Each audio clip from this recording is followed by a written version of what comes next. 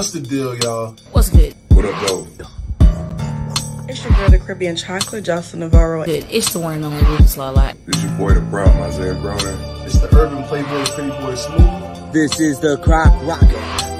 Nickelback poppin'. Curls for all the girls. The Perminator, Sam Bale. This is the more of Irish strong style. The Wild Irish, Riley Rose. This is Only One Rhonda, and you're tuned into. Now tuned in. You're not tuned in. Tune in. Tuned in. You're tuned in to Tune in to Marks with Mike. Marks with Mics. Marks with Mics. Marks with Mics. Marks with Mikes. Keep it player. Enjoy the show. respectfully. Now somebody hit my music.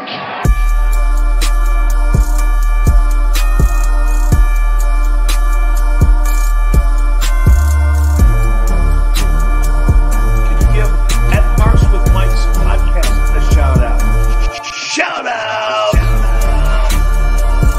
Hey, yo! What am I doing now? Oh my God! Are you kidding me?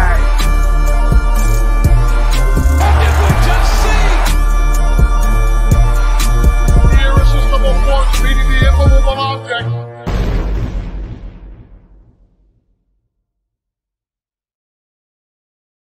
You already know it is by the sound of my voice. It's your boy, Mr. 6'9" JT, back in this piece once again. And of course, I am joined by my co-host L Cheech. What's going on, Papa?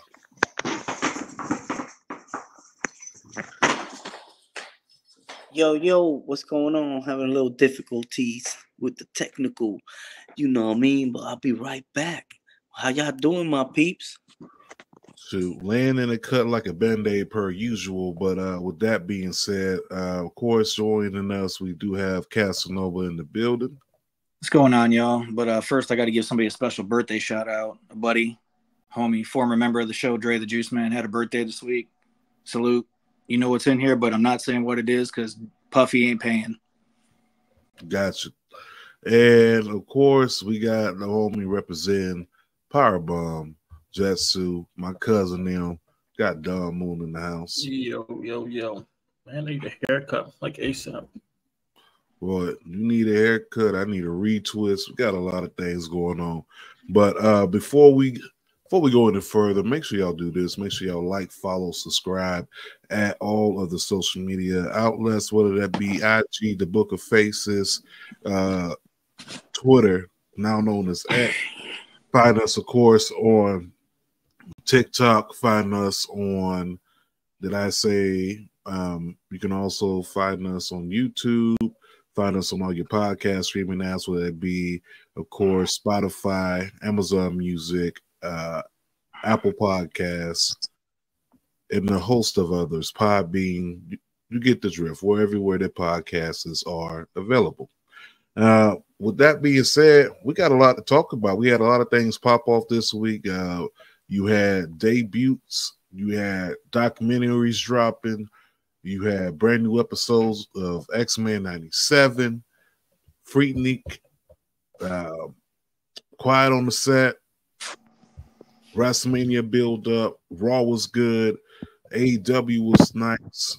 I mean, we got a lot to talk about, so I say we start off on a non-wrestling tip. Let's go ahead and knock out this real quick, man. Let's talk about this X-Men 97, bro.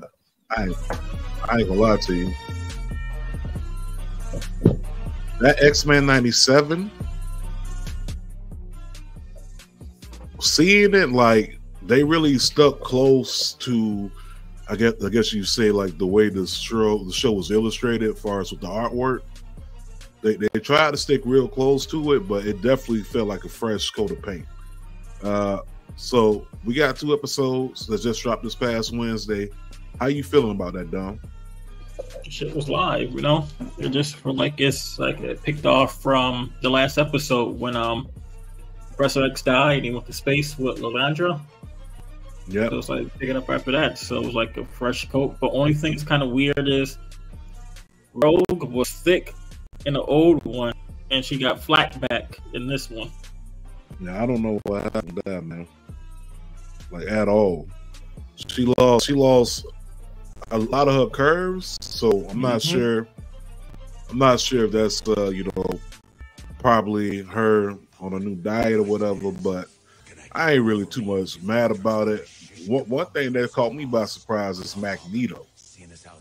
You know, dropped the helmet, hair done got longer and everything, and changed his whole outfit, you know. But it was pretty dope. Like X-Men 97, just the whole presentation, I was definitely happy with it. If y'all haven't seen it, go check it out on the Disney app. They ain't paying us, but they go a plug. Also, Storm, man, I was kind of upset. They shot Storm with the gun. Yeah, they didn't have to take Storm out so early. You know what I'm saying? Second episode in.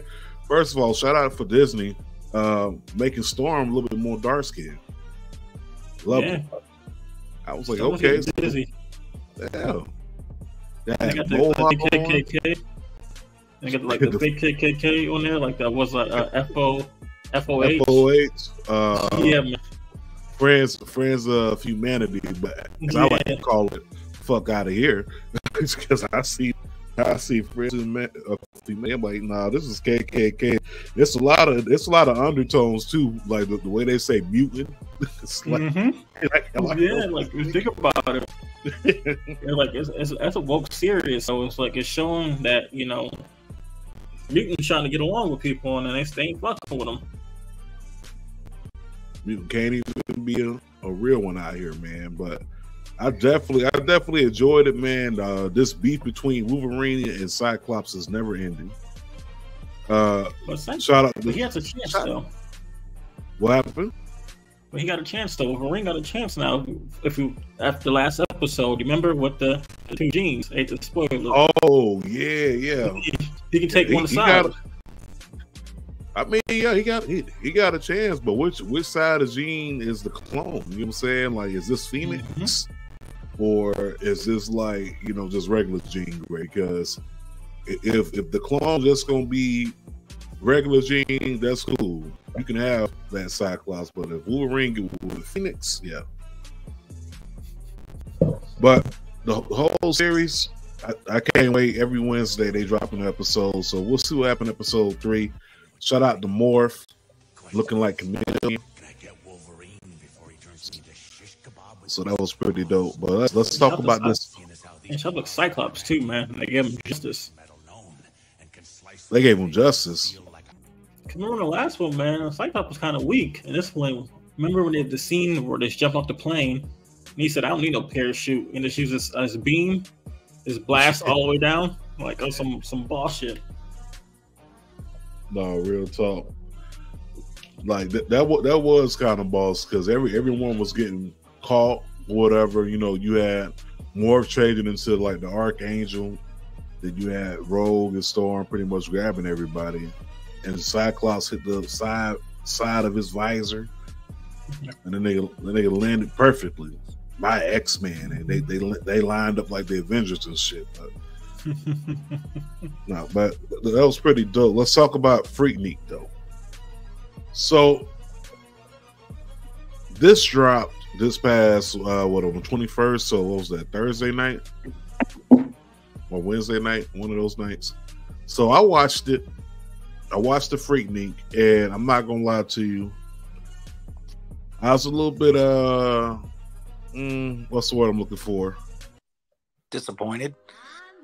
Let down, disappointed, fed up. We waited 2 years for this documentary, and I'm going to say that it wasn't a letdown, but it wasn't what we were expecting, right? People were probably expecting to see a lot more ass in that shit right there. That's probably what it is. I mean, not only that, we just suspected more outlandishness, you know what I'm saying? And I didn't get a lot of outlandishness. Now, don't get me wrong, the stories that they told, yes, that was outlandish. Yeah.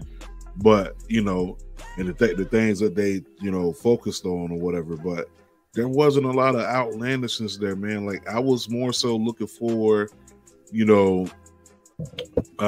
more gritty footage, I guess you could say. I mean, they were showing like people on there, but they were all recognizable faces. You know, Yeah, you had my auntie on there. yeah. You know, that's the thing I was looking for. I wanted to see someone auntie, someone uncle, Pastor Johnson, Deacon Williams, you know, missionary Marnett, like somebody on the board of the church. You know what I'm saying? And I felt like I didn't see anybody. I didn't see youth pastor Richard, nobody. You know what I'm saying? It's like I seen recognizable faces that I know now, like far as, you know, who's already noticeable, like Jalen Rose. Like, yeah, we know who Jalen Rose is. It's like show me somebody who I don't know that's famous, but who may be in my neighborhood. That's what I was. Oh shit! There's such and such mom on there. Yeah, but you know, I didn't get that. Not at all, man. Well, it's like you were saying in the chat. Like, I'm sure Mr. Luther Campbell, better known as Uncle Luke, probably has some footage tucked away over there that he could later put out as like some kind of like event on like Triller or something like that. Yeah, something, man. Because that to me, I'm not gonna say the documentary was weak. I'm just gonna say the Freaknik documentary. I'm not gonna say it's weak, but I am gonna say is that made no sense. What I am gonna say is that was 21 Savage. Hell no. What 21 Savage had no business being on there because he wasn't alive for none of the festivities. You know what I'm saying? But it was crazy though how it started as a picnic and then it spiraled out of control, and then they said, "Hey, fuck this! This is too much for us. Cancel it." Mm-hmm. Like Atlanta wasn't having that. You know what I'm saying? Like they had won that bid for the Olympics. Yeah, I'm gonna have to move y'all color folks this way because we try to bring this international money in. We try to bring in billions. And that's when Dream Team 2 came and whooped ass during that song.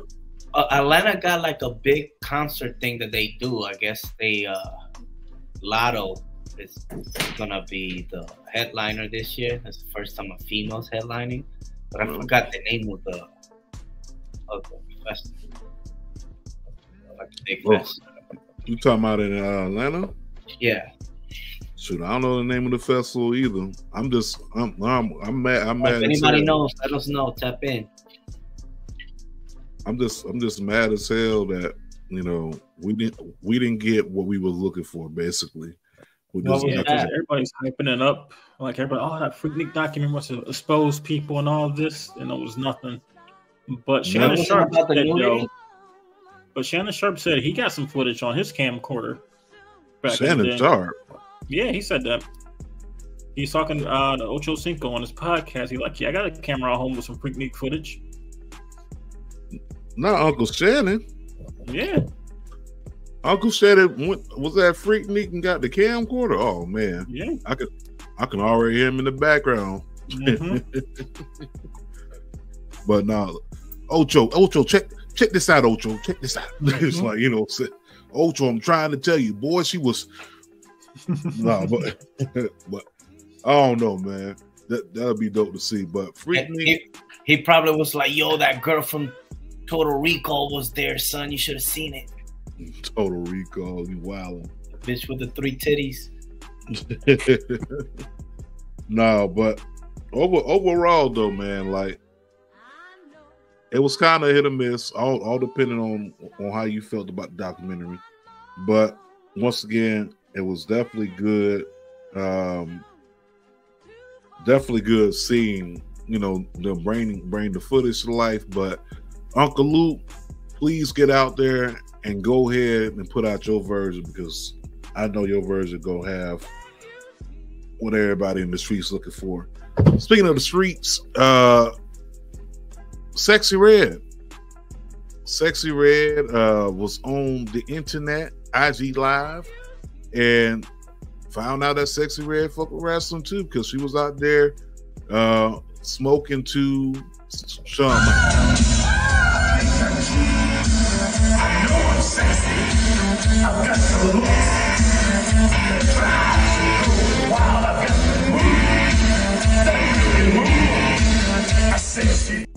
So I say she either gonna sample it or Shawn Michaels got to offer her a one-off appearance, because you just don't waste viral moments. You know what I'm saying?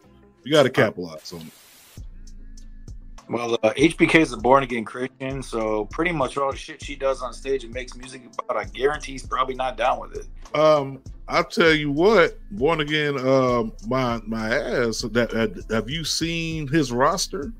Okay, have you seen the women that Shawn Michaels is signing? You know what I'm saying? Shawn Michaels is trying to get these women one right with God, and I say, go ahead and sign Sexy Red. Have you seen what he's done inside the lives of women like Jada Parker?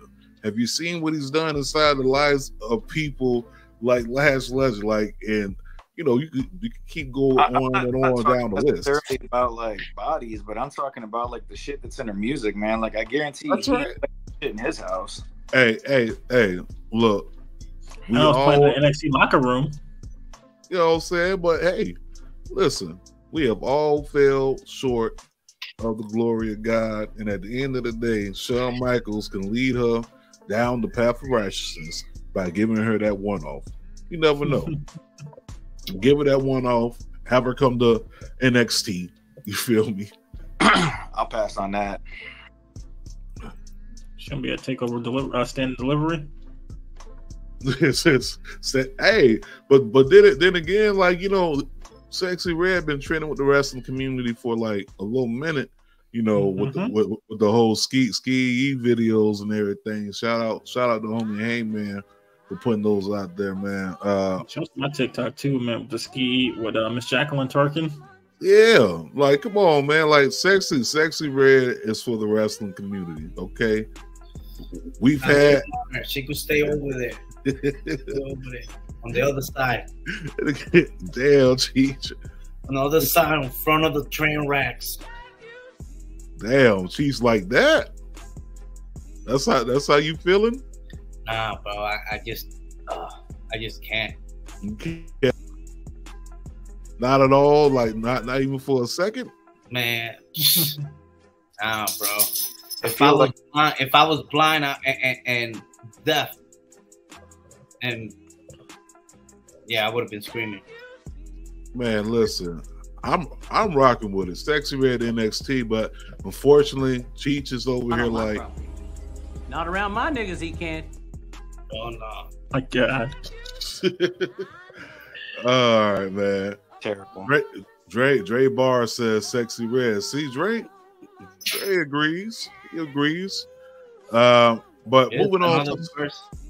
Go ahead. What you say, Cheech? No, I'm saying just to add another person that have wonderful taste in music.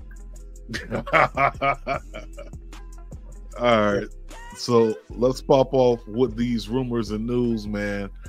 Then we go ahead. No, man. Since you bringing that up, bro, like, let's just tap in. Is Homeboy a gunner or what? I don't know. Maybe they are playing the whole storyline angle. You know what I'm saying? I don't necessarily know for sure if he going, but if he is, you know, more power to him. Go get your money. But we talking about MJF. So if he is a gunner, he, you know, it is what it is. But you know, it'd be really dope if he was going to come to WWE and he costed Cody the title at WrestleMania. Now that would be dope. Nah, yeah, that would definitely be dope. We got Judge down there at the Bayou down there in New Orleans. Eating gumbo. Young Shopper down, no Diddy. He out there getting rap snacks and rap noodles and stuff. So if y'all need some rap noodles and rap snacks, ball back to Chicago, holla at the homie Just. He's got that. Might look like Zion Williamson. I don't know, but damn, he gonna come back thick like Zion. Yo, You wow. So what you think?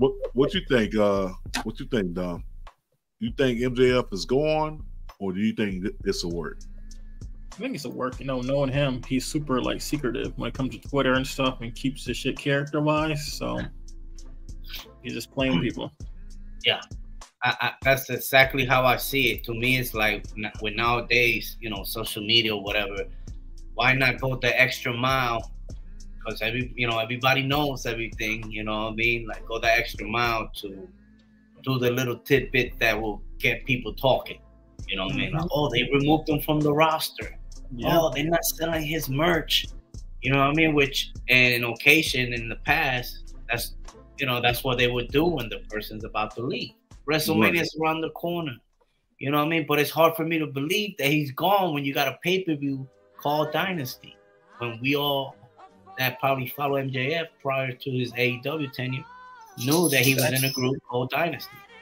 Exactly. And who was inside Dynasty? You had Alex Hammerstone, and you also had Richard Holiday. And Richard Holiday, you know, and Gino a little bit, but you know he was kicked out. But and I think the font, the way the art is driven is kind of like. There was a chick too, as well, right? I'm sorry. Was it a chick in that Dynasty as well? I think his girlfriend, I think, was part of it. Alicia Atut. Yeah. Yeah. So, man, that should be something to see. You know what I mean? Because it's like right now we talking about it. Is he coming in? Is he's not coming out? I mean, Hammerstone. AEW is already in the toilet. They need him. Whoa, that's strong words. Whoa. In the toilet? I mean, I wouldn't say toilet, but they definitely came a long way. Dre says they still promoting All In London for this year. Yeah, crazy ass reach. Oh yeah, for sure. But if he's gone, he gone. You know what I'm saying? Like brighter future to you, man. But if he's not, then keep the story. You think WWE's gonna put, you know what I mean, their knee on their neck like that? I don't know about all that, man. I don't know. Niggas they pushing here, you know. They still niggas they groom. They still got CM Punk supposed to get healed and shit. Yeah, a lot of things, and this is the time. Definitely a time, man. But speaking of time, we got more rumors, more news. So, have you heard? Weezy Mania is coming. Lil Wayne and the producer Weezy are dropping a collab album together on April 5th, WrestleMania weekend. So they're going to be dropping it. Now, when I first seen the news, I'm thinking, oh, shit, he getting ready to do his whole thing like Wale Mania. But nah, it's talking about the album. So can't wait to see that pop off. The only reason why I put it in there. I've never heard of the other guy. He's a producer. He's a producer. I heard like a couple tracks. He produced a whole bunch of shit. Yeah, he hot. He did a few. He did a few for he did a few for Drake, a few for I think he did Future. I want to say he did what's the boy out of North Carolina, Cole. J. Cole. Yeah. So he did a few of them, but I mean, a lot of people don't check for the producers unless you know they household names already. But he definitely about to be out. Or if the producers are actually good. Hey, bro, check this out. I'm not about to catch no strays on your behalf, okay? No, I mean, like, it's my, you know what I'm saying? In my opinion, they just come out the kid. I don't care. I'm just saying, you know what I mean? Like, I don't know. I'm just saying. Easy with an H. What else we got here? Finishing off with that. We got WrestleMania weekend coming up. You got For the Culture. You got Ruckus gonna be there.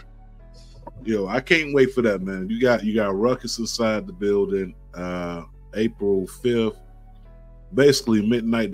They saying 11:59. You know, we gonna be on CP time, so probably midnight, 12:30. We're probably gonna start. Got Ruckus there. You got Suge D versus Alice Kane. Too Cold Scorpio going up against the front man, Josh C. You also have this one I'm looking for. You got the king of the district versus the main event versus Killionaires Club versus Thick and Juicy. So I definitely can't wait to check this out. Main event.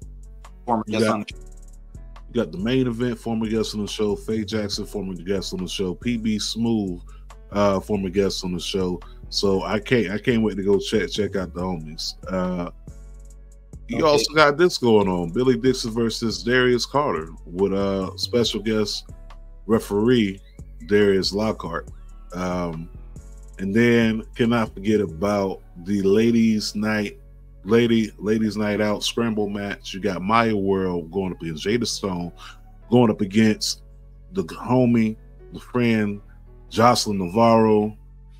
You also got Maserati, and you have Janai Kai, former guest on the show, and Tiara James. So I can't be unbelievable. Yeah, that sounds kind of racist. That's kind of racist, my gosh. Unbelievable match. That's fucked up. What else we got going on in the side of rumors and news world? We got Wale Mania also popping off, coming up. My nigga Omas. But we got that one video that broke the internet everybody's talking about. Which one? The Ray Ripley doing the stink face. Niggas going crazy over that. Listen, I'm not gonna hold you. Nia Jax?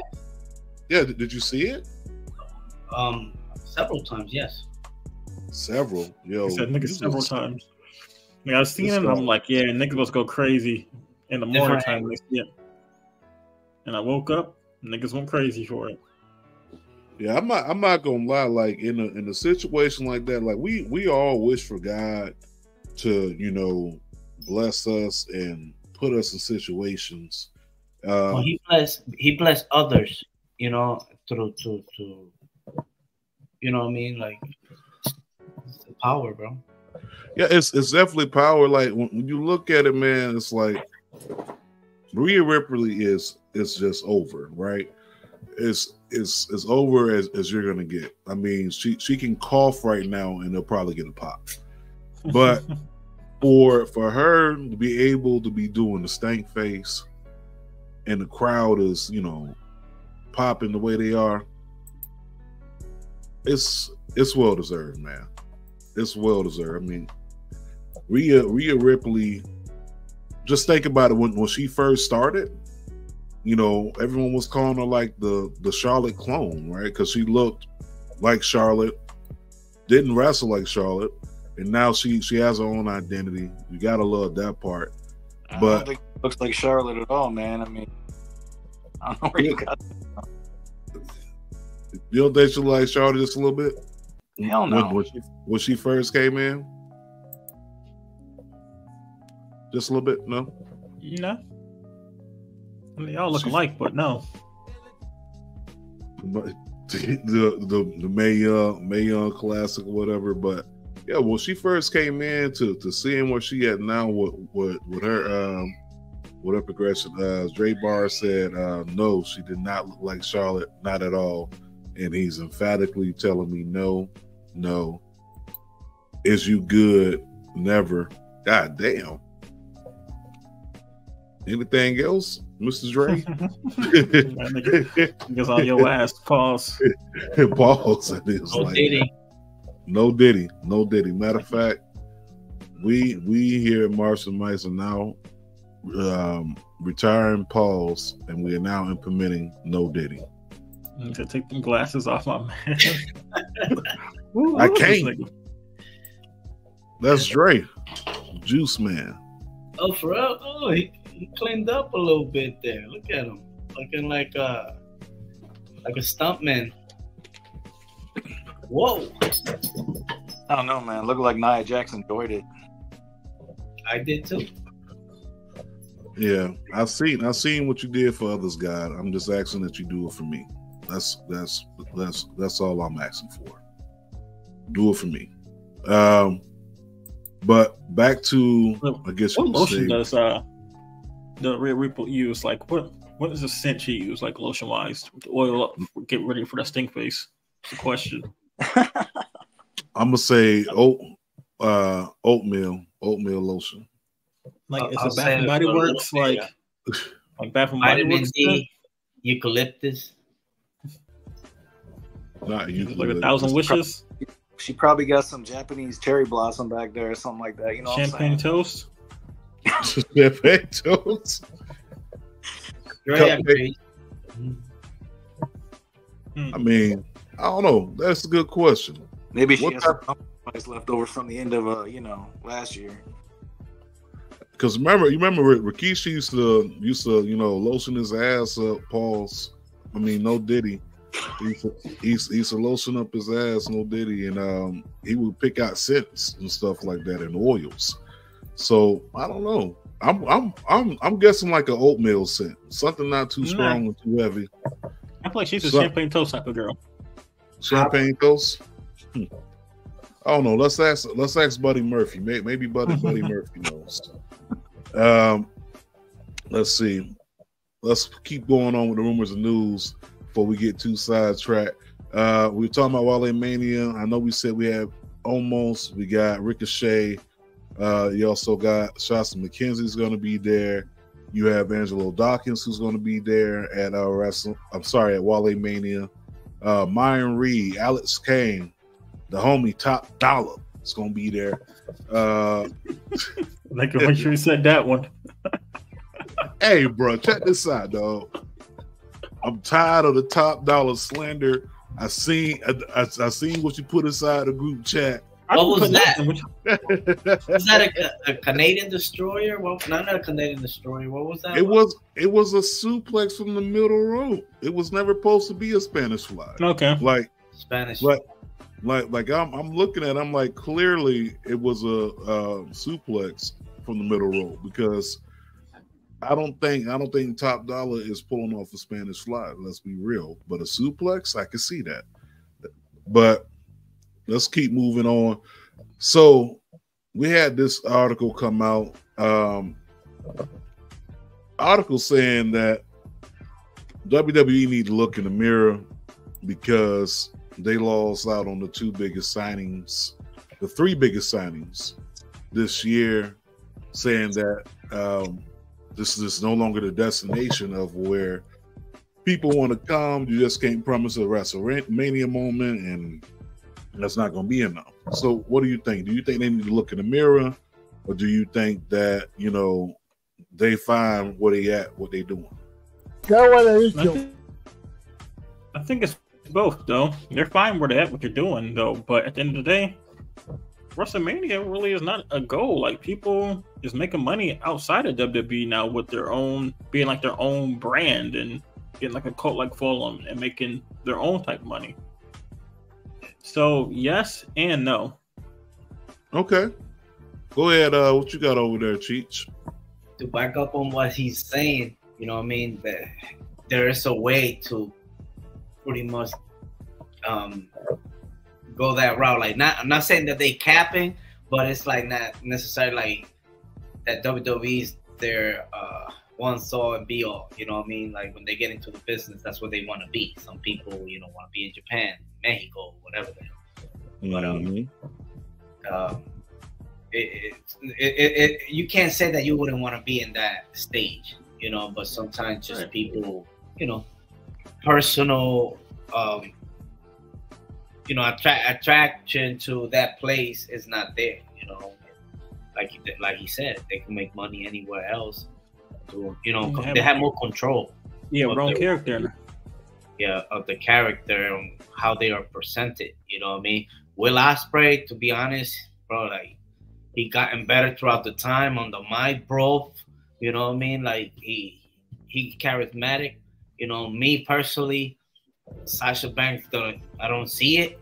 I respect, she making her money, she's doing her thing, and Okada, it just don't translate well. You know, he's a great wrestler, but that's not the main thing in WWE. You have to act, you know what I mean, do all this other stuff. And I think he made the right decision by going to AEW. And they could do whatever they could do.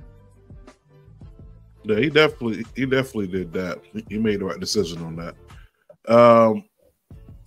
Other part of rumors and news to keep the ball rolling. I'm sorry, Casanova. What you think about that? Far as the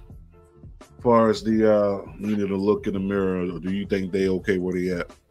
I mean, in WWE, the way I look at it is they already got enough talent, and they all make sure they work that talent into a storyline or something. So yeah, they might have missed a chance with Sasha Banks and the other two, but at the same time, they got the right amount of talent for the weekly shows. AEW's got too much fucking talent, and they can't even work them all into something. You just got people sitting on the sidelines, maybe coming out like if something breaks out in the ring, they need help from the locker room or some shit like that. But they don't got enough time to work all those talents that they got in their locker room into a show. And not to mention the writing team sucks ass. So in my opinion, the only good thing that's on AEW right now was Edge winning that title and then Will Ospreay match that's in the ring. Pretty much everything else is like old news. All right. Speaking of old news, I wanted to share this last week, but of course we had already recorded. So Bloodsport already has the match of Nick Nemeth versus Mike Bailey. So that's going to be dope. But we also have Shayna Baszler going up against, who's she fighting at Bloodsport? Was it Omos? Who? Omos. She ain't fighting no damn Omos. On some damn Omos. No, I need Omos at Joey Janela Spring Break though. That'd be live. I mean, it's a missed opportunity not having Omos booked on your show. You know what I'm saying? Especially doing WrestleMania week, right? I mean, the man's an attraction.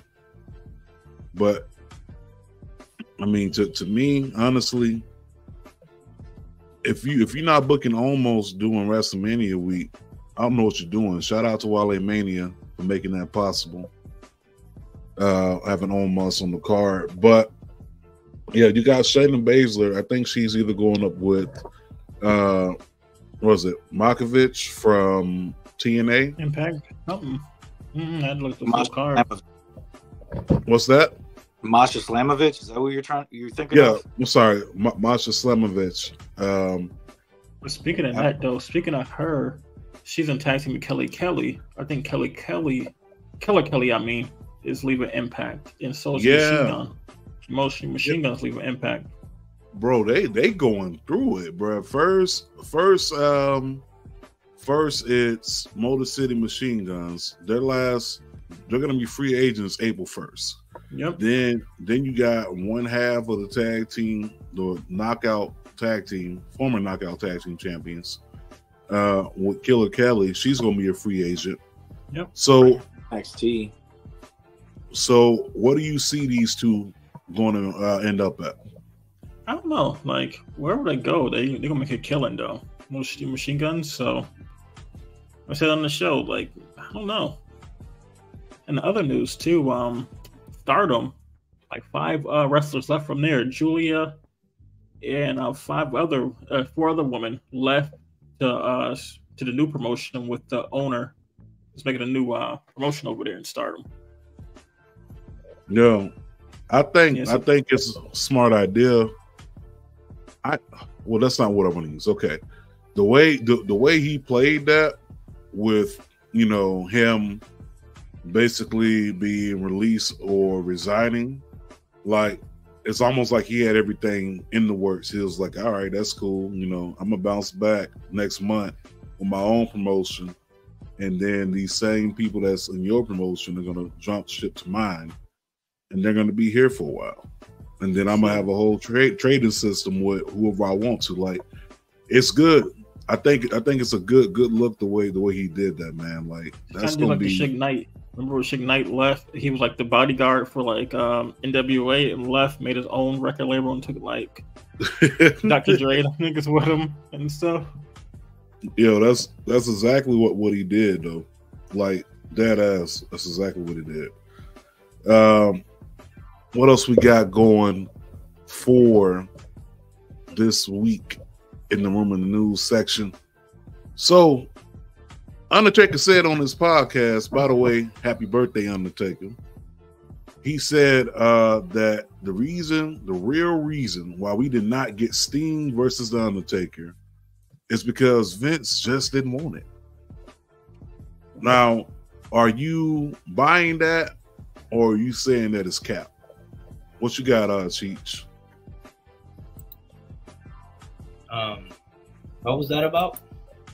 The Undertaker said on his podcast that the reason why we didn't get Sting versus the Undertaker is simply because Vince did not want it. So what you think? I don't know. To me, it's think it's fact or cap? Oh no, I'm showing you right now. Take the right here.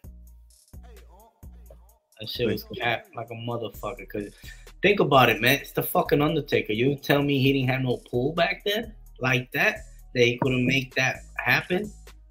You know, to me, he could have. You know, yeah, it is Vince, but it's hard for me to believe that it was just on Vince. I'm thinking if he wanted to push it that much, it could have happened. Same. What you got over there, Casanova? You think it's fact or cap?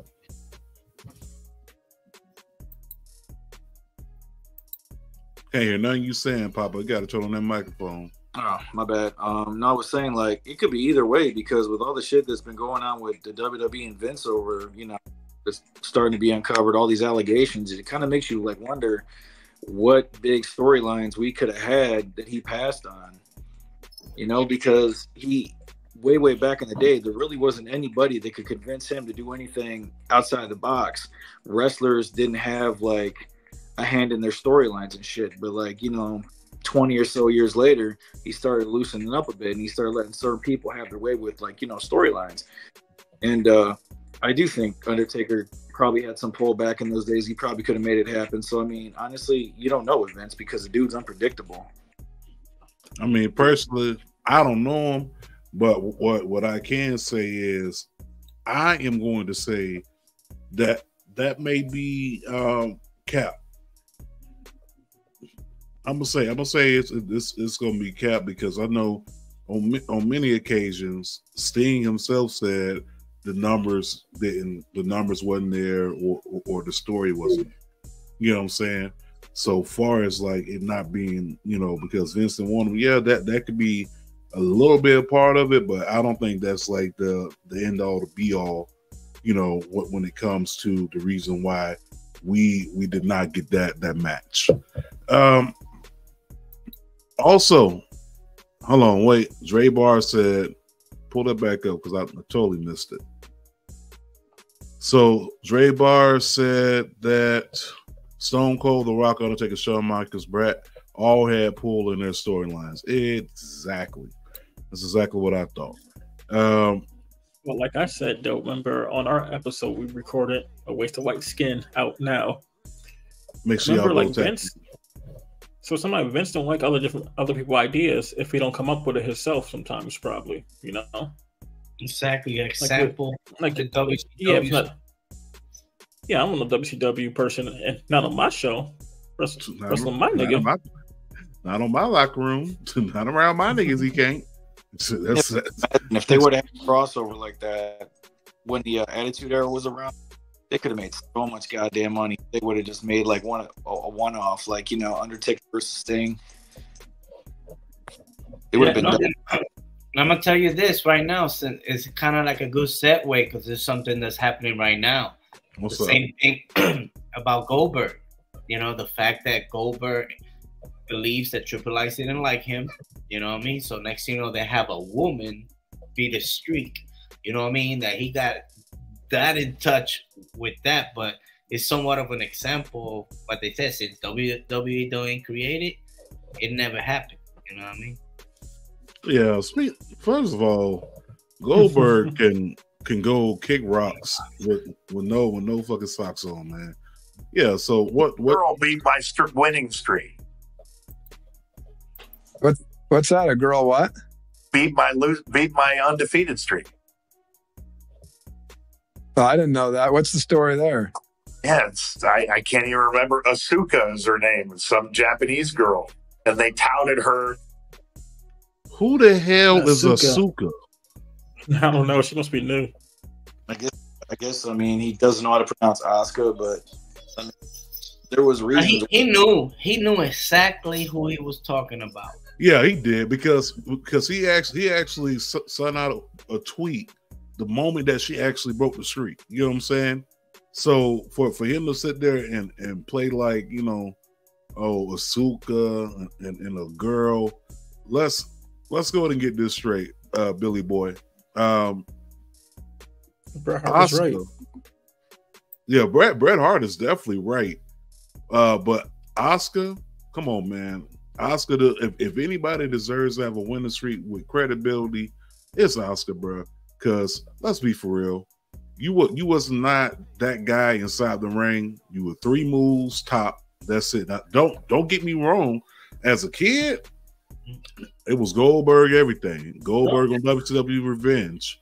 But as an adult, as a grown man looking back on it, you really want all that. No, and now think about it. It's like everything that Bret Hart been saying is kind of like now it's like, you know what? Bret Hart might be right.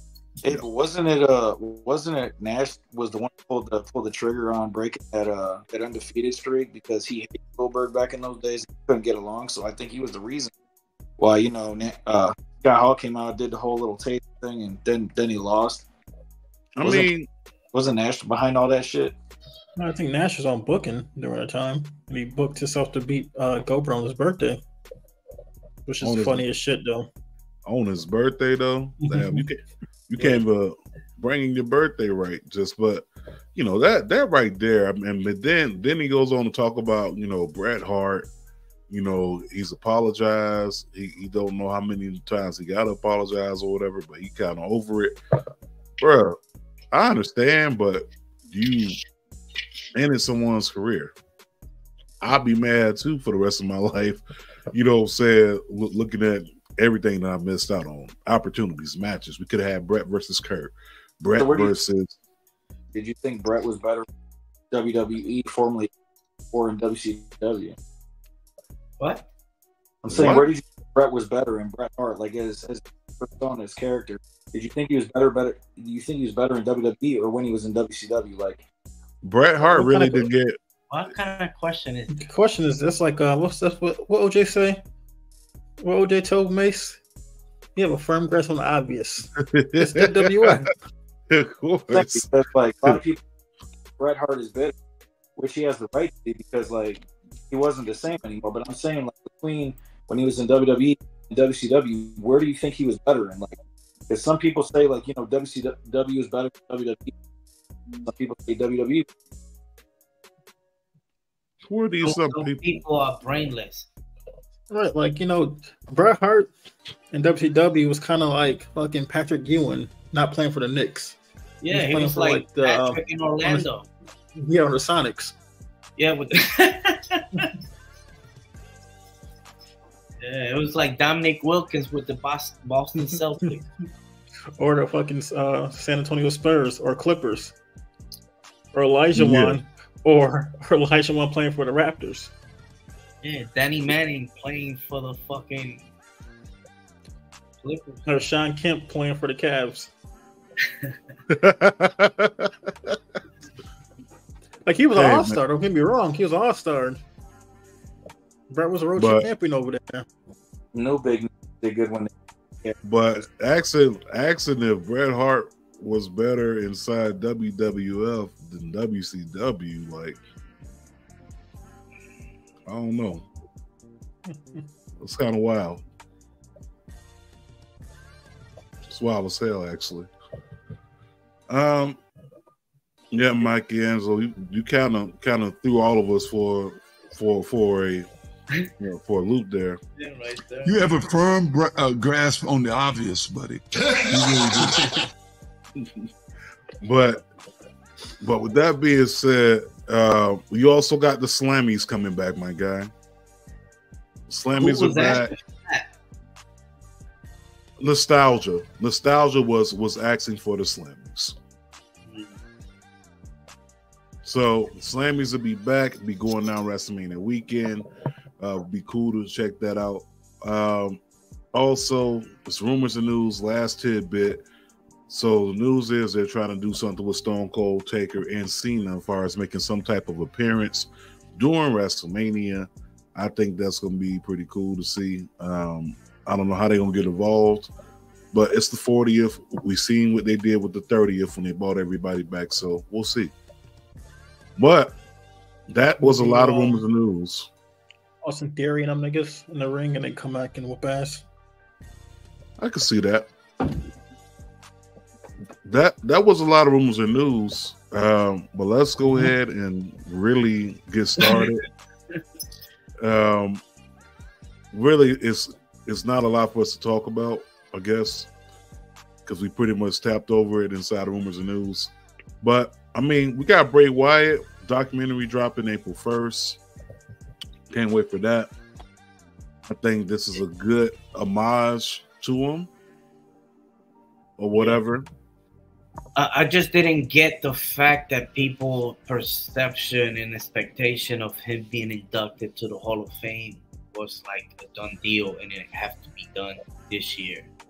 And I never saw that, you know what I mean? Like, okay, yeah, I understand about the unfortunate passing, but I don't think it was his time. But the fact that his father's going in, you know what I mean? It's just best that he goes on another year and the attention will be on his dad, even though regardless of his dad, you know who we're going to be thinking of once we see his dad up there. It's going to be his son, Bray. No, real tough. I don't know. A lot of people are saying that he should have went to the Hall of Fame, you know, because he passed. You know, he kind of deserves it. And, you know, it's kind of the same what happened with Eddie, right? When Eddie passed away and then they put him inside the Hall of Fame. Like, I want to say it was either the same year or the very next year for the Hall of Fame. He ended up, because he didn't, I think it was the same year, if I'm not mistaken. Was it 06 they put Eddie inside the Hall of Fame? Because he passed away 05, right? Eddie Guerrero. Yeah. He passed away 05, and then he was inducted into the 06 Hall of Fame, I think. And I see what they're doing there. Like, you know, it'd be cool to do it, but he do need his own moment. But I think he's getting his own moment right now, right? With the documentary on Peacock. He's gonna have a screening of the documentary during WrestleMania week. Yeah, that pretty much, if you think about it, that's kicking off WrestleMania week, right? Like, yeah. First April Fool. Yeah, it's a lot. It's a lot going on, man. You were saying that he did go into the Hall of Fame 06. Yep. Yeah.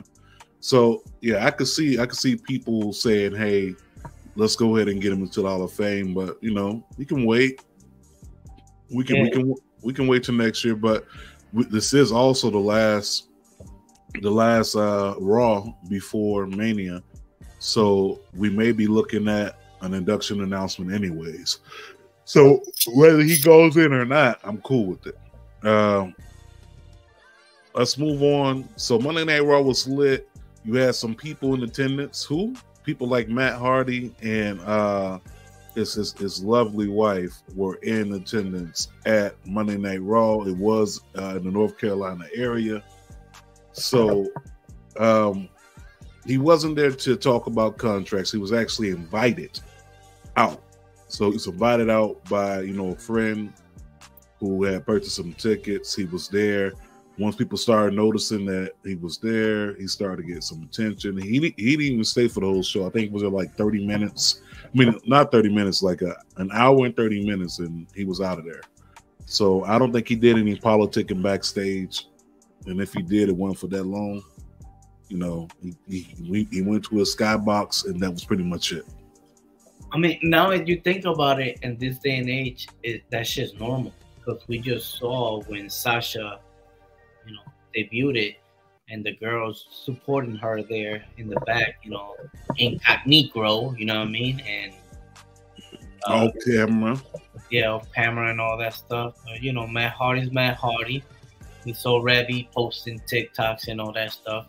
I think it's cool. He's there, so it ain't like too much of a taboo like back in the day. Like, nah, the enemy. You know what I mean? Things have changed. No, it's not like not like back in the day when the Highlanders showed up at TNA Impact and they put the camera on them and shit, and they end up getting fired after that. Yeah, it's not like that. But I don't know, man. Let's Raw was a banger though. I'm not gonna hold you. Raw was definitely a good episode. What you think about Cody, man? Are we talking about Cody's you know what I mean, taking it back to the Attitude Era? I mean, you can call it what you want. I'm gonna call it like you called it not too long ago, the reality era. You know what I'm saying? Because reality is kicking in. We got the forecast, and the forecast is looking good. So, of course, last Friday, you had The Rock bring up The Rock's mother. You had The Rock bring up Cody's mother. Cody came back shooting back. Oh, I want to talk about mothers, huh? You want to talk about mothers? I know your mama too. You know what I'm saying? You know, he went real subtle. You know what I mean? Like, hey, JT, how's your mom? Say hi to your mom for me. You know what I mean? Like, it kind of fit him because you could take it however you want to take it. You know what I mean? I'm asking for your mom, but at the same time, I really want to say something. But I'm going to keep it cool. Got you. Keep it cool, calm, and collected. Also, you know, that was actually pretty dope. Like seeing him come off, like everybody thought we was getting ready to get ROH Cody Rhodes back, but somehow, some way, we kind of got him like that inside the promo, right? So, you know, him cussing, talking about little dick syndrome, pause, no diddy, you know, stuff like that. So seeing this pop off, and remember last week they were saying, you know, the people in the back were kind of mad at The Rock not sticking to the PG format, and the stars were getting upset, but The Rock went ahead and looked at that story and pretty much called it out for BS as it was. But now we got these people shooting a little bit, giving you more emotion, more of a human side. I kind of like this. You know what I'm saying? Like, we getting this type of a feeling back that we haven't had in a while. So I kind of like that. I mean, is it just the talent in the back that's getting mad about it? Or are we talking about, like, you know, people like in the general public that are like paying for shows? No. We're talking about the people that are in the back, not the people at the shows. People who care less what happens at the show. I think it's more so of you know, the people inside the back who are in charge, I guess, of making sure we have that nice PG content. And I mean, it was better when they did have a little bit more, like, you know. I mean, of course, we know that. Light that fire, man. You got to have that extra language in there. And I mean, hey, if AEW can say shit without getting it beeped on, then I think WWE needs to step it up a little bit more, and not just make it look like it's some after school special. Dude, they got right after fucking Raw, bro. Within the first minute, they're fucking dropping fuck bombs, F-U-C-K. You know what I mean? Fuck, and right after Raw, but I guess that's the way it is, you know what I mean? Maybe we'll change that once they go to Netflix. So I don't know what you think. You think when Raw goes to Netflix? Hold on, before I go out there, Dre said if Dom doesn't get a slammy, they crazy. Yeah, I'm with it. Dominic Mysterio should definitely get a slammy. But what do you think? Do you think when they go to Raw, I mean, when Raw goes to Netflix, I should say, do you think that they are going to go TVMA, or do you think they go TV 14? I mean, they could go TV 14. That's for sure. So, you think it's TV 14 before TVMA? Oh yeah. Okay.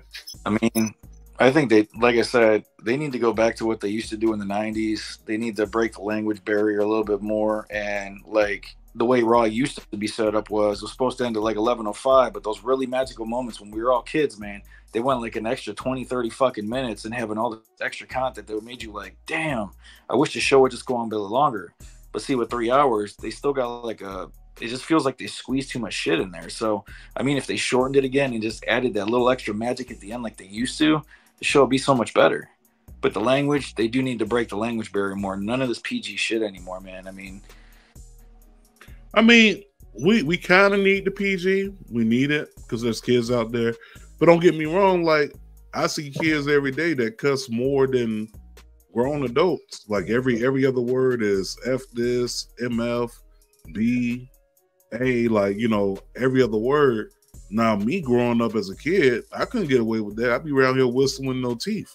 But and that's the thing. Other kids, you know what I mean, they're not raised that way. So just because this selection of kids are being raised this way doesn't mean my kid get to be exposed to that. You know what I mean?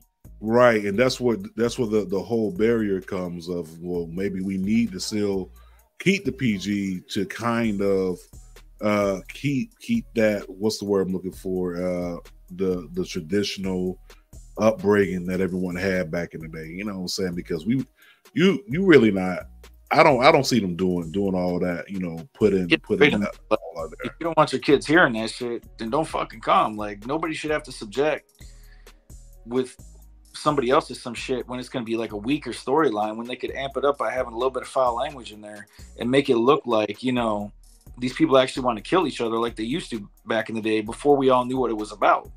That's what I'm like. You got to add a little bit extra fire to that shit. And if somebody doesn't want to like see it, then don't fucking show up and don't watch it. As simple as that. Yeah. Like, you know what I mean? Like, you know, pretty much, you know, from Raw, we saw what we got. But, in SmackDown, they did that thing. Like you were saying, the reality era. You know what I'm saying? You got, you know, AJ Styles, you got LA Knight popping up at his house. Yo, that was dope. Like it was a nice callback to Brian Pillman and Austin and Randy Orton and Triple H with the house team. Hold on, but we're not gonna talk about AJ Swole Styles. Yeah. AJ out here lifting bricks or something. Dude. That's Super Saiyan AJ, man. Like that's not Air Styles anymore. Yeah, AJ Styles out here lifting whole cars and everything. And guess what else? We got to see Wendy. That's the first time that we got to see Wendy since, you know, Wendy was inside the crowd for one of those pay-per-views where Samoa Joe was going up against AJ Styles. But no, that was cool seeing that. Definitely gave you that feel back. My thing is they should have kept the dash cam going instead of like the regular cameras, because the dash cam footage, I'm not gonna hold you. That was a money shot. Yeah, digital. You know, like now they be showing out digital exclusive. You know, that'd be a great, you know, part if they actually went and did that, you know. But hell yeah, that would have been dope. Yeah, that was definitely dope. But you know what else was dope on SmackDown, man? That ain't nobody bought up, ain't none of we didn't even pay attention to talk about. Remember the part where Roman Reigns and Cody had the promo exchange. You know, they was going back and forth, throwing shots or whatever, and I ain't gonna hold you. The promo exchange was a little bit. It didn't fall flat, but I will say that it didn't have that same energy you would have got with a Rock there, of course, duh. But when Roman Reigns finally stepped out the ring, right, and he's stepping out in the ring and he snaps his fingers and You got Jimmy and Solo getting ready to show up through the crowd. You had the girl who was there on the side talking cash shit. You know, did you hear what she said? Ah. Full of strangers to acknowledge your little bitch out? Like, first of all, the fact that someone caught this on camera is dope. Second of all, you can tell she means business. Got the one hand on the cup, not really even paying attention to nobody else. She done zoned everybody out. Dead focus on Roman Reigns, and she made a point. You need a group of strangers to acknowledge you, like, you know, kind of like that. But they talked about this story, this infamous story that we're trying to finish, and what happens if Cody doesn't finish the story? What happens? Because Roman Reigns had been cooking Cody the whole entire time. I mean, my man stopped on Pat McAfee talking about Cody, and then Roman Reigns cooked Michael Cole. Yeah, John Cena. Oh, yeah. He was the first Hollywooder to come back. Yeah, exactly. Michael Cole was bopping his meat every night to John Cena. No diddy. Every night. No diddy. Oh, the GOAT is back. The GOAT is the greatest of all time. He's back. I used to have beers with John Cena. That whole thing. Michael Cole. Big dick rider, that much. So what you think? Like I said, reality era, we're starting to get into that because we're here. We live in it right now. We're living it because you wasn't gonna hear no words like dick rider and asshole, cocaine Karens and meth head Marys and go smoke some crack and what else? Fuck your story. Like you got all these things that's been said over the past few weeks, and it's been flying. It's beautiful. You know what I'm saying? So I say reality era, definitely can't wait. Whether Raw's gonna be TVMA or TV 14, if it's me, it's on Netflix. Make it TVMA. Push the envelope. You know, not saying we're gonna start seeing new stuff on Raw, but you know, we may get more blood, we may get more foul language, but you know, just because it's TVMA doesn't mean you're gonna see cheeks, y'all. So but what about Netflix, man? Because they kind of did something on there too. So there was like a little segment in the ring, and it was Josh Briggs and Dijak and Obafemi. So you know, Obafemi is basically having to deal with these other guys. Like Josh Briggs wants a title shot, and then you know Dijak comes out there, and so it kind of gets off topic, and then they basically pulled this line, like they kind of did something like from the 90s. Josh Briggs said, Dijak looks like a wannabe Shaft, and then you see Dijak, he's like, wait a minute, I'm white, and I'm like, so they tapped in, they played the whole race card thing on there, and I'm like, this shit wasn't funny though. You see people in the audience laughing, but it wasn't like it would have got over if it was in the 90s. Like, I just thought it was kind of stupid because they tried to put that in there, and I'm like, it just didn't make any sense. No, like I thought it was funny. It kind of reminded me of that segment when Christian was in the back freestyling. It was R-Truth, MVP, and I think Mark Henry, and it was like about the Survivor Series team. He was like, three of us is black and one of us is white. Like, you know, so like I got like a little pop out of it, you know, trying to call him, you know, the white Shaft. That was kind of funny. But the one thing that bothered me the most out of this is that he said Samuel L. Jackson. I'm like, oh hell no. I was like, man, if you don't know Shaft, it's Mr. Richard Roundtree, who passed away a little while ago. So, you know, R.I.P. to him. But just Samuel L. Jackson did like one fucking movie, and that was it. There was multiple things with Richard Roundtree. Yeah, know your history, people. Yeah, Shaft. I think Samuel L. Jackson did 2 of those, where Richard Roundtree got like a dozen of them, handful. So, you know, R.I.P. to the legend. But also on Raw cooked. Raw, you had dope tag team wrestling. You had dope. Not only with that, you also had a very great women's last woman standing match. I mean, it was everything that you wanted from Raw. Between seeing the Alpha Academy end up taking the L. Who else? Alpha Academy took an L. Your boys from what's the other team?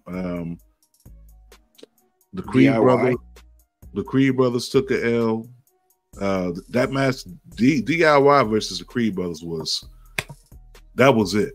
Like that to me, combat style, didn't look too staged, too rehearsed. Like I definitely enjoyed it.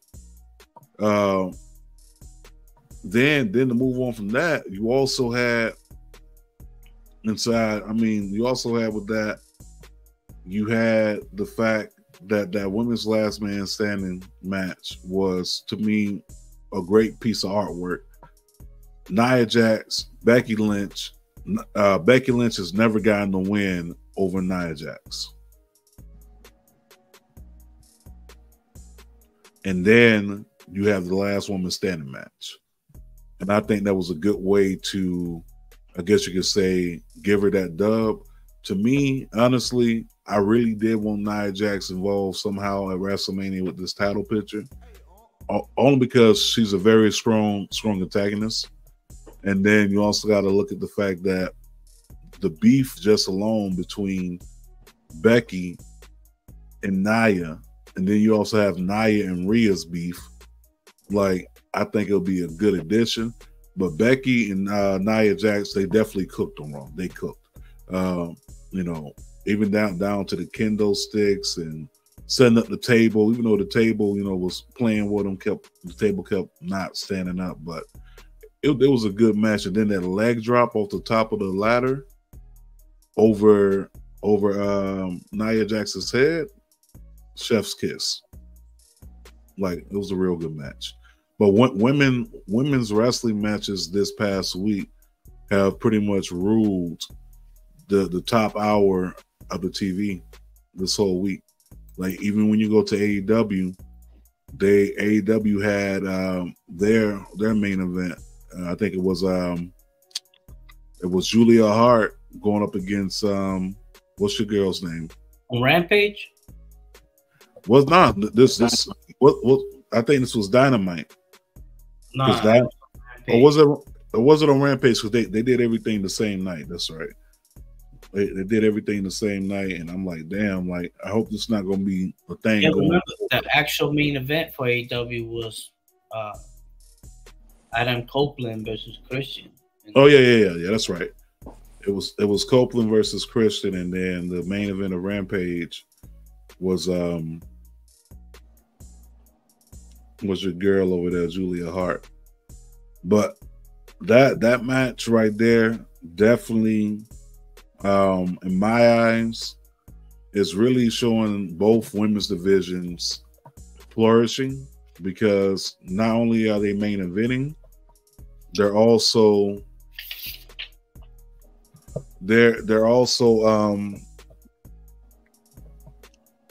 being booked strong during Women's History Month. Like, that's the best part about it as well. But then you have Mercedes Moné, you know, little run in backstage with Stokely and Willow Nightingale.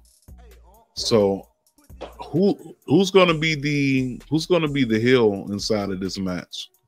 Well, Willow Nightingale, if they have it, Willow Nightingale and Mercedes Moné. What you got over there, Peach? I don't know, man. I just not feeling it. Her being in that position, you know, regardless of what history she had with Willow Nightingale. But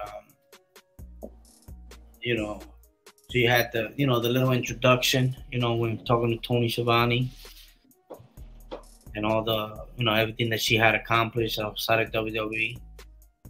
You know, that's a great thing because they didn't used to do that. You know, they expected and assumed people knew what was going on outside of AEW world. So that was a great touch on them.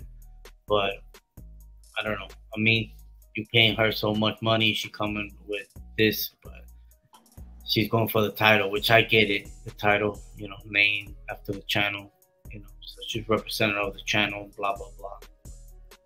I'm not really feeling it. You're not feeling her being the champ, or just her in AEW? No, in this storyline right now. Do you think it's going to be too soon if she gets the title? The TBS title? Yeah. It's the fact that she's even in the talks to go for the TBS title. You know, regardless if that's the step, you know what I mean? That's the one you get before you get the title championship. Like Jade Cargill, oh, never mind. She never got a title shot. But I don't know. I just don't. Not doing it for me, homie. Not doing it for you. I feel it, man. Everybody got everybody got their leash, they niche, the thing that does it for them, and that's just not it. But you were asking though, who is going to be the heel between Mercedes and Willow? So for me, like, I'm thinking it's going to be Willow because, you know, she comes off as this really sweet person. Everybody loves her, best friends, yada, yada, yada.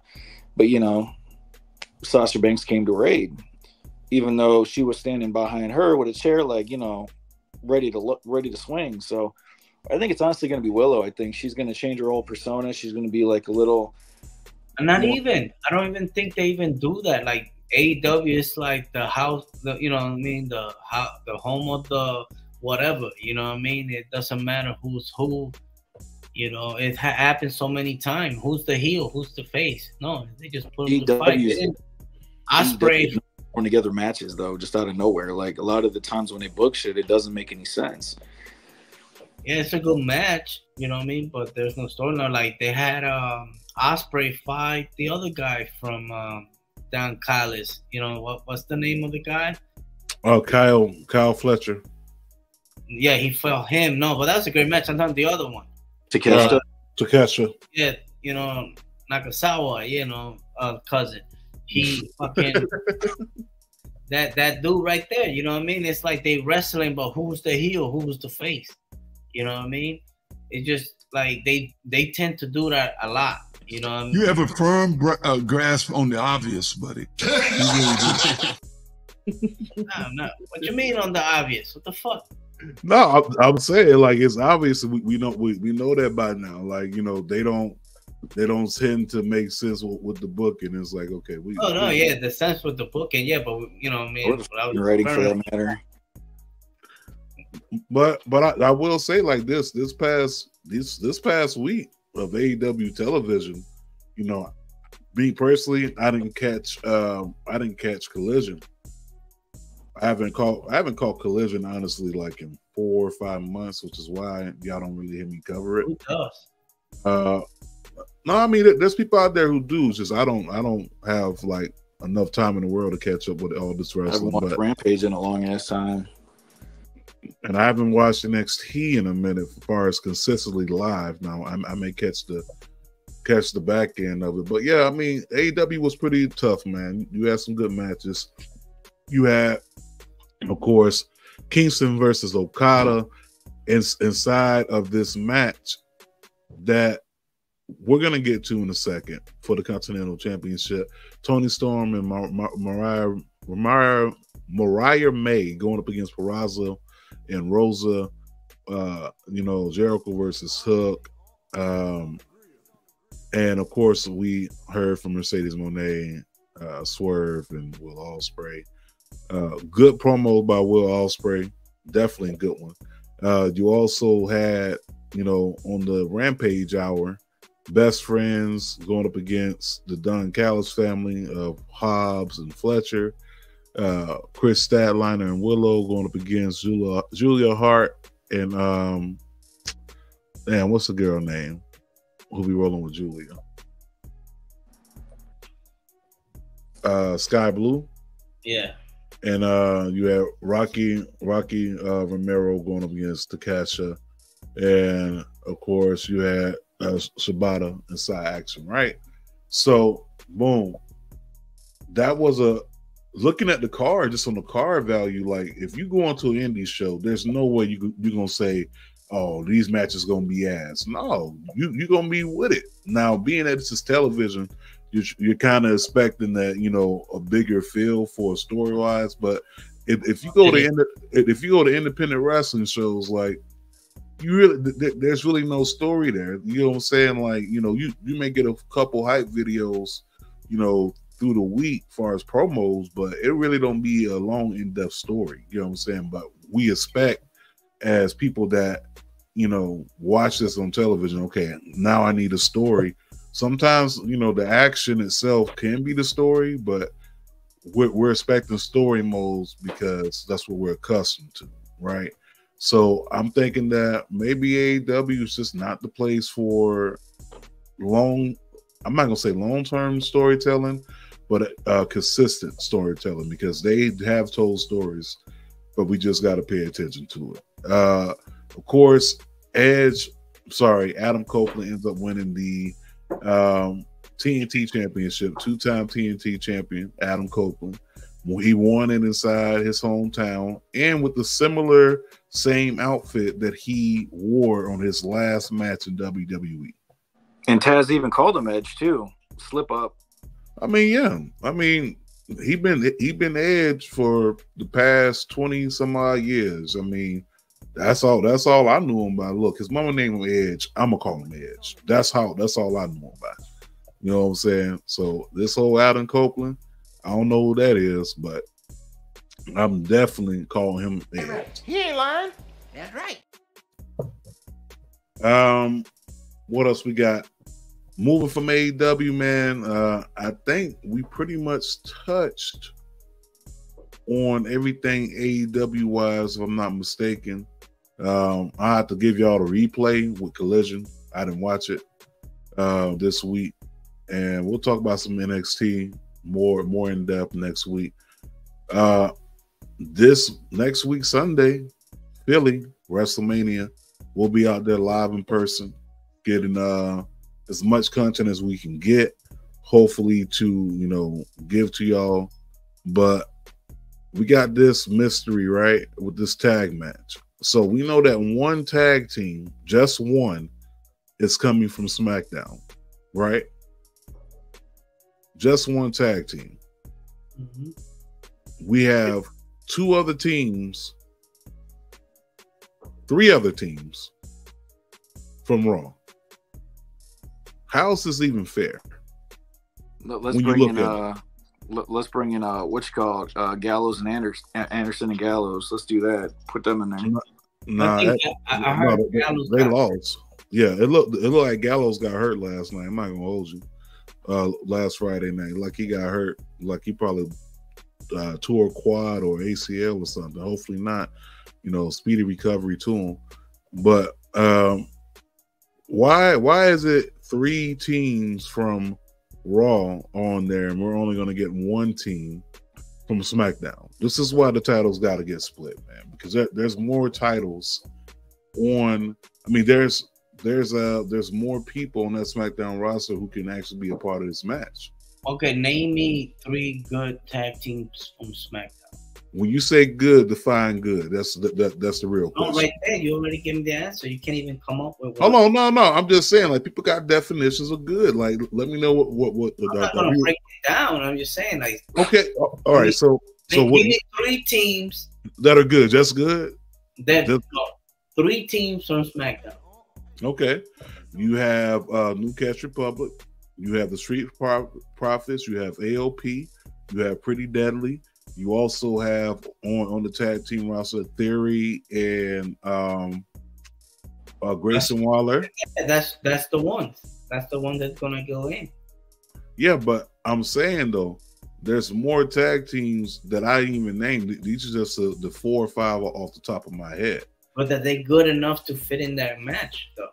They're good enough if given the opportunity. Street Profits would be my pick. You got the LWO with you got their tag team. You got Legado del Fantasma with their tag team inside You the think faction. they deserve to be at WrestleMania? Do they deserve to be in WrestleMania this quick? I don't want to say if they deserve it or not, but if we're looking at what's been written in the Stars forum, no, there's nothing written for it. It's what we call spot fillers. They're just going to throw somebody in there just because. I mean, yeah, it's in Philly. You know what I mean? It's kind of out there already. You know, right. who we might be seeing as one of the surprise entrants. Who? You know? Who? Team 3D? Yeah. The Dudleys? Another one. And it's the perfect scenario because you got a clusterfuck. You know what I mean? They just go and do the hits, and that's it. Go to the side and let everybody do their thing. Wait a minute, weren't they one championship short of being a 10-time tag champions? I think before they left up. You are correct, my friend. All right, so if they're one tag team title away from being 10-time champions, bro, is it fair for them to win the titles? I mean, with having no type of nothing involvement inside. I mean, Devon's still an agent in the back. I mean, he's ready. No, he's not no agent. No, Devon don't work there no more. But talk about the resume. The resume alone. The resume gives you right. I mean, it's the same thing they did with the Hardys when the Hardys came back. Yeah, I was there. That was my first WrestleMania. You know what I mean? And it was fucking amazing. You know what I mean? Hearing that music, you know what I mean, dropping. No, real talk. That was dope, but my whole thing was like with that, it's like don't get me wrong, I want the pop. I want to see, Devon and Bubba. I want to hear him say, "Hey, go get the tables," right? I want to hear this, but at the same time, you got other people that's out there that's free agents as well that I think will also get a nice live pop too. What if we get Motor City Machine Guns, right? And they come out there and they're the final entrant. You know what I'm saying? But I'm not mad at the Dudley Boys being in that spot. I just think that if we talking, if we're talking Philly, definitely, it is in Philly, the home of ECW, which makes sense, but I would more so want to give it to a team that hasn't had that moment whatsoever. Even if we're talking about just on the active WWE roster, Dudleys have had the opportunity, but I wouldn't mind seeing Bubba and Devon again. But it'd be cool to have, like I said, a team that's been striving to get there, or a team that's never been there. Yeah. But to me, it's just perfect for them because it's perfect. Philadelphia ECW is the 40th anniversary. You know what I mean? And the pop alone, and you know what I mean, and the table, man, it's just fitting. You know what I mean? It's perfect for them. But even me though, if we got more than just the Dudleys, as far as ECW originals showing up at this match, like I'm just saying, like what if we got Tommy Dreamer and the Sandman?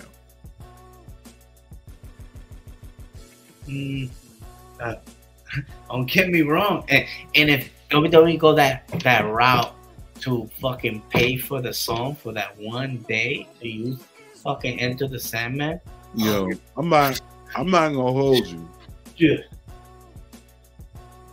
Enter the Sandman, and you got Sandman coming down through the crowd, bro. Everybody singing along, over 60,000. Man, fuck yeah, book that shit. Unfortunately, we're not gonna see it, but then they would have to pay for Dreamer to use "Man in the Box" by Alice in Chains too. So I mean, if you know the history of ECW, I mean, most people that grew up in our day, I mean, everybody knows that Heyman was using songs on TV when he wasn't supposed to. But I'm sure WWE's got enough money now that they got rid of Vince to spend a little bit extra on doing some cool shit. No, real talk. But WrestleMania's coming up next week. Got a nice card. It's shaping up to be a nice card, man. In 2 weeks. 2 weeks. 2 weeks. 2 weeks. 2 weeks. Is it 2 weeks? Yeah, remember the. Oh yeah. Good Friday's next Friday. Yeah, that's right. So WrestleMania is in 2 weeks. Look at me. I'm sitting here speeding up the damn time. Oh, shit, you pumped, bro. You already there. You already in Philly. Mentally, I'm already there, man. But yeah, I can't wait. WrestleMania's looking good. You got the brother versus brother match. This is the third one ever. That's gonna be good. Rikishi put out, in his statement, basically, if you read it, it looks like he wants Jimmy to win it. I mean, Jay to win it, or one of the two. Me personally, the person who needs this win at WrestleMania is Jimmy. Jimmy needs this win because Jay is more over. He's the most over out of the two brothers. You know what I'm saying? Got his merchandise selling. Merchandise is like top 10 as far as selling out.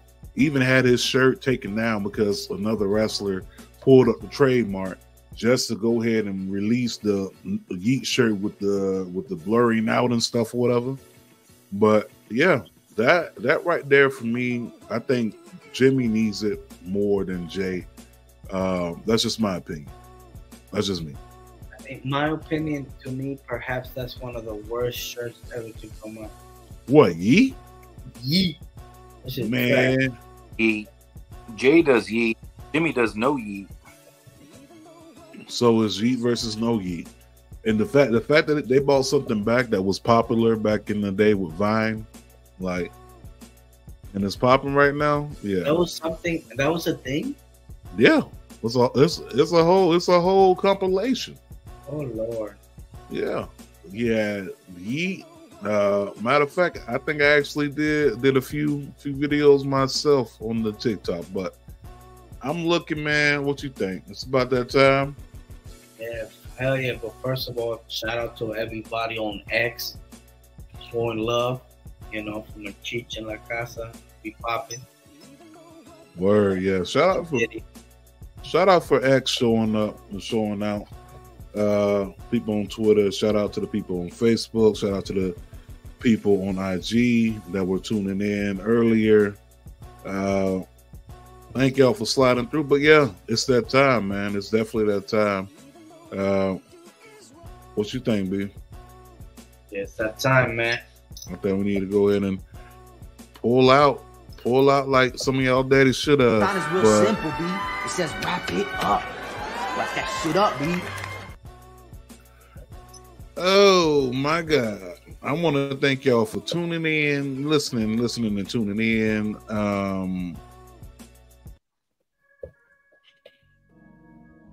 Just want to thank y'all for coming through. Listen, too much negativity can have you unbalanced mentally, spiritually, emotionally, and physically. Make sure that you spread more positive vibes, okay? It takes very little to build someone up than it does to tear them down. Think about the logic aside, that message just could be as easy as opening the door, helping someone out with their groceries, or you can go to whatevernewer.net for the time being and go ahead and get that positive vibes only apparel. Maybe that t-shirt, that tank top, that hoodie, that sweater, that onesie can be a reminder to someone who is going through something. They can see that message and realize that maybe life is not as bad as it seems. Okay, maybe for the first time in a long time, you were able to go to your local Applebee's and be able to be seated and not waiting for 40 minutes. Or maybe for the first time in a long time, you were able to go to a wrestling show and nobody was next to you, musty as hell. Or maybe for the first time in a long time, that direct deposit hit and your checking account was not inside the negative already. Whatever it may be, spread more positive vibes. And I say, as I have been saying the last few weeks, it ain't tricking if you got it But if you got it, it's not tricking. And with that being said, as the kids say in the streets, deuces, ooses, no diddy. And we'll catch y'all next episode. All hearts and minds are cleared. Amen, amen, amen, and amen. Goodbye, Luna. We're going to catch y'all next week. Wrestlemania. In 2 weeks. But y'all be easy. And with that being said, we sick and tired of that nigga there. We sick and tired of him. We are out. Peace. Catch y'all. And fuck your story. Okay, we going this time for real.